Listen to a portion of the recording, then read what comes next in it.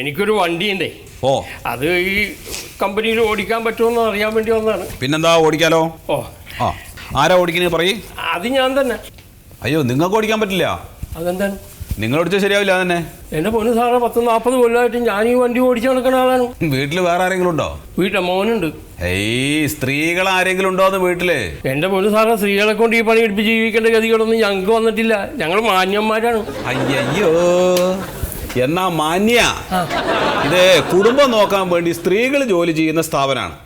ഇവിടെ നിങ്ങളെപ്പോലുള്ള ഒരു മാന്യന് ജോലി ചെയ്യാൻ പറ്റില്ല. എന്റെ പൊന്നു സാറേ, റെയിൽവേ സ്റ്റേഷനിലും പോലീസ് സ്റ്റേഷനിലും എല്ലാ സ്ഥലത്തും പെണ്ണുങ്ങൾ തന്നെ ജോലി.